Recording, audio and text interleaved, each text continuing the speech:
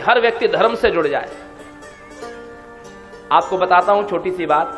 स्वामी जी, चैतन्य महाप्रभु, आप कीर्तन सम्राट, भगवान के कीर्तन अवतार, चैतन्य महाप्रभु जी जब कीर्तन करते थे ना, और हरि कीर्तन जब करते थे महामंत्र का, तो नृत्य करते थे। सज्जनों माताओं, तो नृत्य करते थे, तो वो गाते क्या थे जानते हैं? महामंत्र का तो जब आप हरे कृष्ण कृष्ण कृष्ण हरे हरे, हरे राम राम राम हरे हरे, लेकिन वो कभी कभी एक कीर्तन और किया करते थे।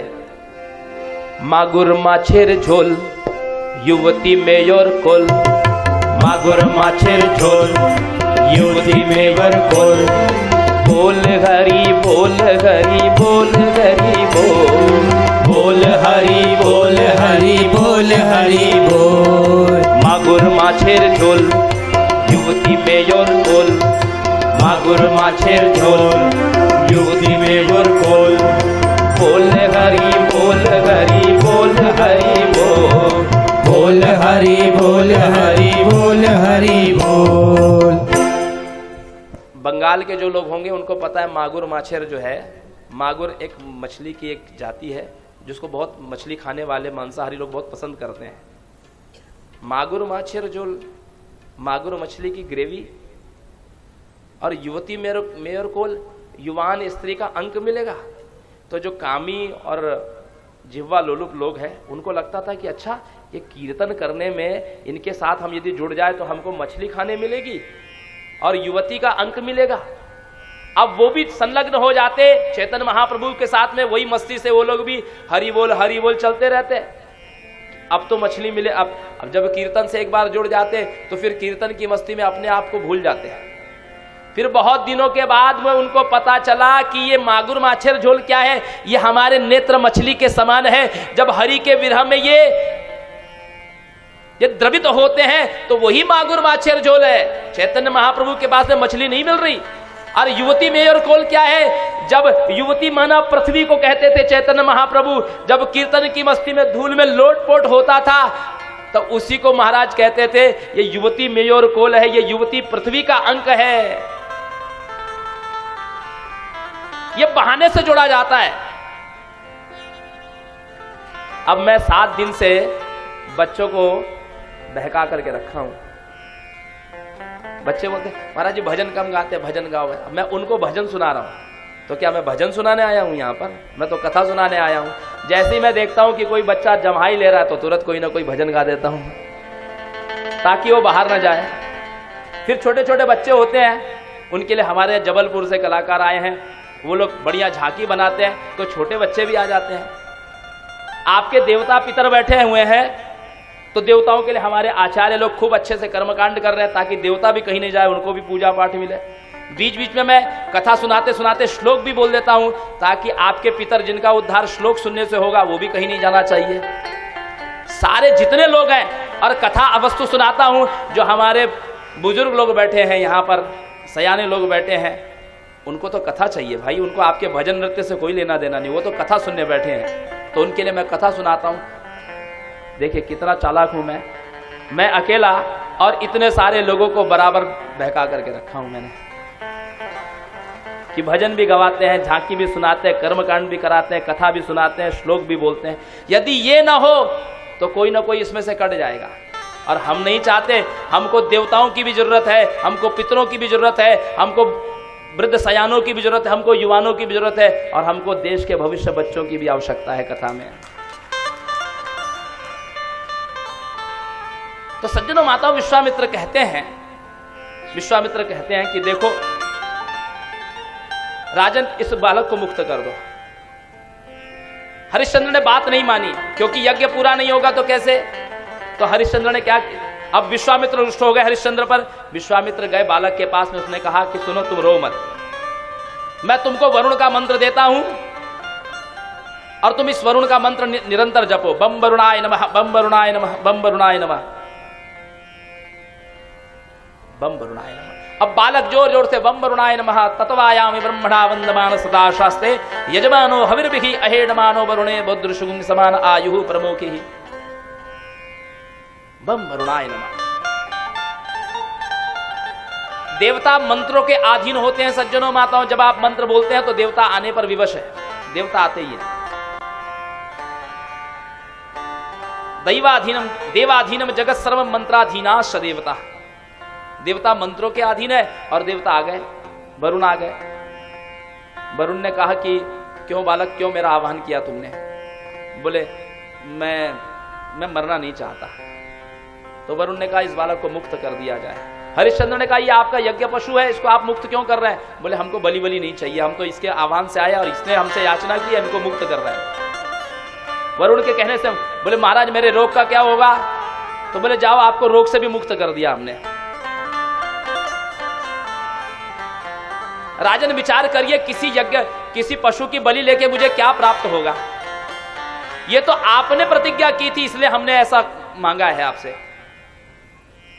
अब वरुण तो अंतर ध्यान हो गए, अब बालक मुक्त हो गया। लोगों ने पूछा कि ये बालक किसका है? बोले ये अपने पिता के यहां चला जाए।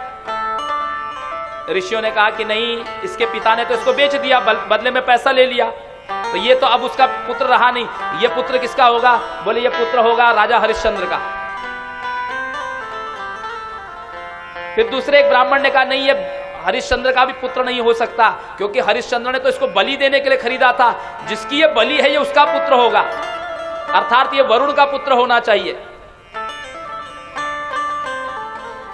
वशिष्ठ जी ने कहा कि नहीं, ये वरुण का भी पुत्र नहीं हो सकता, क्योंकि वरुण का तो मंत्र जिसने इसको दिया है ये उसका पुत्र होना चाहिए, अर्थात ये विश्वामित्र का पुत्र होना चाहिए। क्योंकि शास्त्र में 5 प्रकार के पिता बताए गए हैं, अन्नदाता, भयत्राता, विद्यादाता, तथैव च तथा वित्त प्रदस्यैव पंचधा पितर स्मृताः।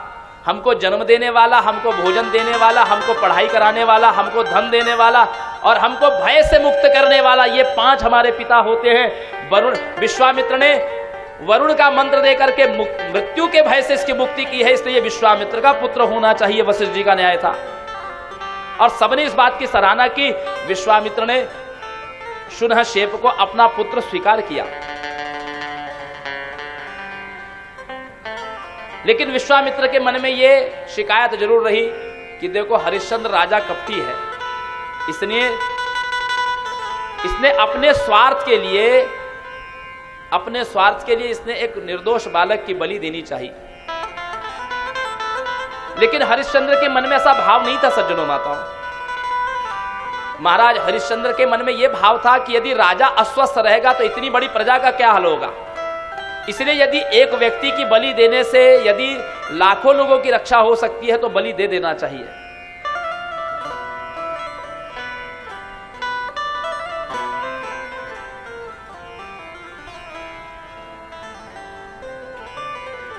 तो सज्जनों माताओं, स्वर्ग में एक बार वशिष्ठ जी और विश्वामित्र की भेंट हुई। वशिष्ठ जी और विश्वामित्र बात कर रहे थे, तो वशिष्ठ जी से जब चर्चा हुई पृथ्वी के राजाओं की, सूर्यवंश की, तो वशिष्ठ जी कहते हैं हरिश्चंद्र समो राजा न भूतो न भविष्यति, सत्यवादी दानशील शूरवीर जितेंद्रिय। कि हरिश्चंद्र के समान कोई राजा न हुआ है न होगा। उनके जैसा सत्यवादी, उनके जैसा दानवीर, उनके जैसा शूरवीर और उनके जैसा जितेंद्रिय कोई राजा नहीं हुआ। विश्वामित्र कहते हैं कि हे वशिष्ठ जी, आप कौन से हरिश्चंद्र की बात कर रहे हैं? सत्यव्रत त्रिशंकु का जो पुत्र है उस हरिश्चंद्र की बात कर रहे हैं कि और कोई? बोले हाँ, मैं जो वर्तमान में अयोध्या में जो राजा है मैं उसी राजा की बात कर रहा हूं। बोले महाराज आप झूठे वर्णन मत करिए, वो राजा तो बड़ा स्वार्थी और कपटी और झूठा है। बोले ऐसा मत कहिए मेरे यजमान को। बोले गलह लगाइए, मेरी आपकी गलह लग जाए, शर्त लग जाए